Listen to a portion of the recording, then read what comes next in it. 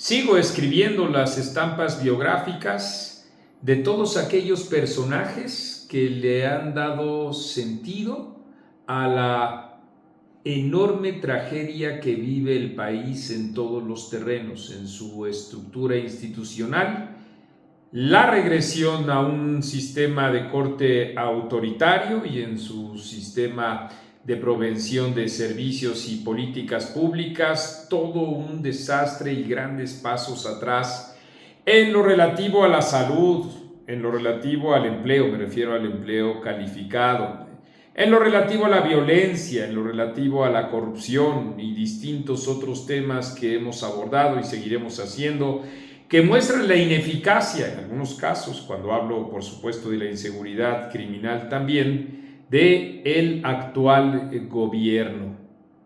Y en esas estampas ustedes han visto, hay fábulas, hay narraciones, relatos, hay metáforas, hay también algunos pincelazos reales, y así lo advierto con todas sus letras, de algunos de los personeros, como digo, entre los que están, pues sí, todos aquellos propagadores de la propaganda de la autoproclamada 4T, pero no solo, es decir, no solo he abordado y lo seguirá haciendo a personajes como Genaro Lozano, como Genaro Villamil, Álvaro Delgado, sino que también lo he estado haciendo y lo seguiré haciendo con otros personajes de la vida política mexicana que han sido beneficiarios de la corrupción, como es el caso de Manuel Bartlett, y así distintos otros que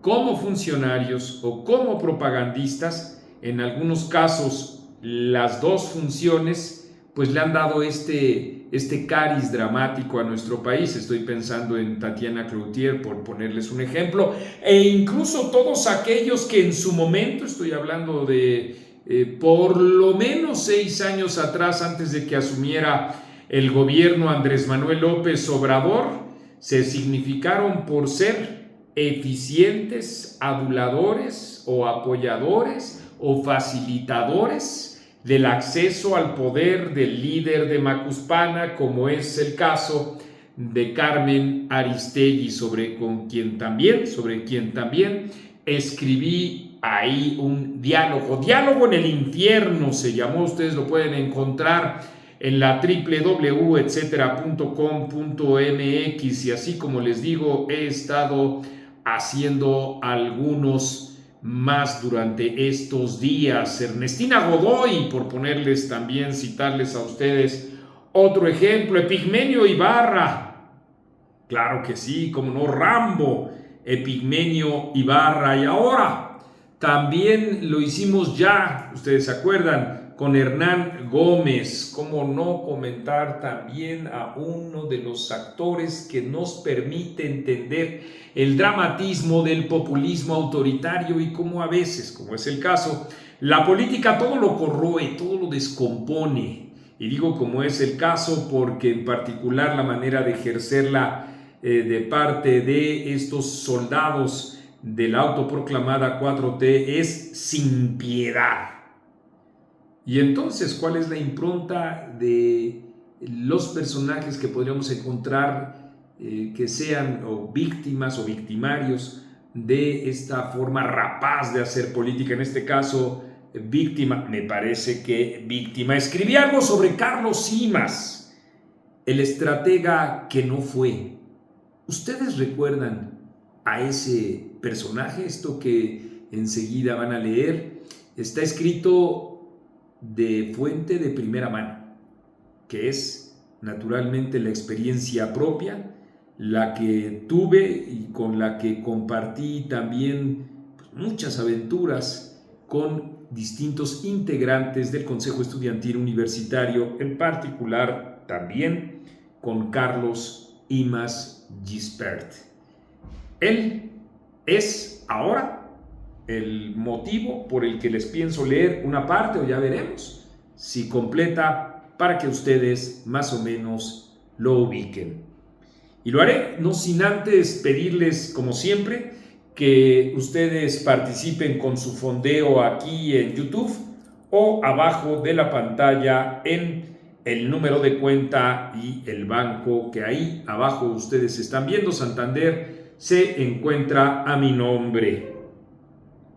Carlos Simas, el estratega que no fue. Este hombre está por cumplir 68 años.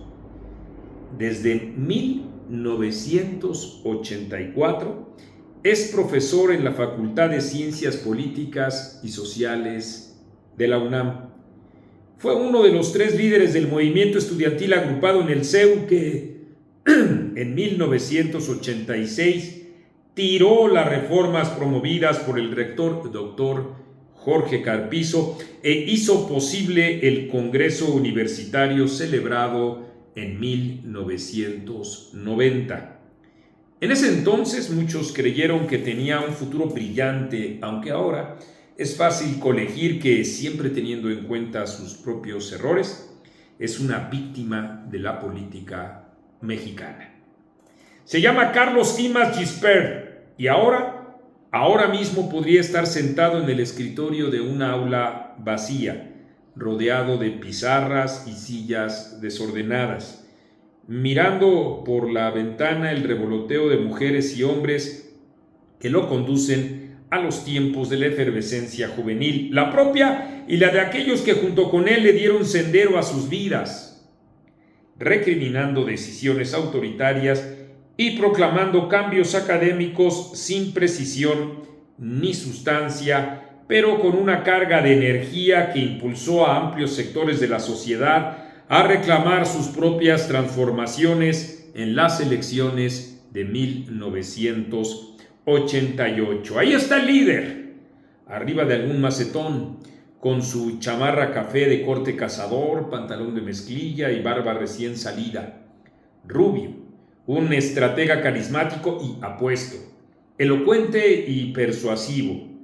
Tenía además a la compañera ideal, Claudia Sheinbaum, quien lo seguía como Adelita en las escuelas de la UNAM y las plenarias del CEU. Él era paciente y ella el grito admonitorio y amenazante, la disciplina a la que arengaba como si los estudiantes fueran rebaño. Daba ternura en aquel entonces y a veces risa, más aún cuando al momento de la discusión ella guardaba silencio. Proponer o dirigirse a las masas nunca fue lo de Claudia Sheinbaum. En este instante el dirigente podría recordar a la gente enfebrecida, los espectaculares diálogos públicos y los privados con las mismas autoridades universitarias, la provención económica con que la rectoría de la UNAM apoyó a la dirigencia en sigilosos actos en los que participaban emisarios de ambas partes y los festivales musicales. El concierto tumultuario de Cecilia Toussaint, ¿se acuerdan? Tal vez te suene esta tonada como transistorizada. En aquella soledad, sí, en la de un salón de clases, Carlos Simas podría recorrer otra vez Europa, un viaje también patrocinado por la UNAM y finalizando los 80s la construcción del PRD. Sobre todo, evocaría el suicidio de quien fuera su gran amigo y compañero de lucha, Luis Alberto Alvarado. Pese a esa herida que lo marcaría para siempre, su ascenso continuó junto a su esposa Claudia Sheinbaum, hasta ser jefe delegacional en Tlalpan del DF. Pero la tragedia otra vez asomaría en su destino. En marzo de 2004 se difundieron videos donde el empresario Carlos Ahumada daba fajos de billetes a varios militantes del PRD, él entre ellos. El video acabó con su carrera y Carlos Simas lo sabía. Él cargaba el peso moral de un movimiento que, además de triunfante, se había mostrado incorruptible. Cierto, ese tipo de prácticas son habituales en México, pero él, Carlos Simas, era el de la grabación y no otros, los viejos operadores con quienes el dinero en efectivo fluye como las cascadas de Niágara. La relación con Claudia Sheinbaum no soportó mucho más, sobre todo porque los lazos de ella con López Obrador eran cada vez más fuertes. El tiempo fue cincelando el rostro amargo que, junto a sus lentes bifocales, desde entonces lo acompaña. Incluso ha sido borrado de la historia amorosa y política de la Presidente de México. Sí, como si Carlos Simas nunca hubiera existido. Hasta ahí dejo esta narración. Todavía falta un párrafo más, por si ustedes la quieren revisar en la www.etcetera.com.mx. No me queda más que, desde luego, invitarlos a eso, a que fondeen a través de YouTube, aquí abajo en esta tarjeta, y a que nos sigan. Suscríbanse en YouTube, porque esto es Etcétera. Y yo soy Marco Levario Turcot.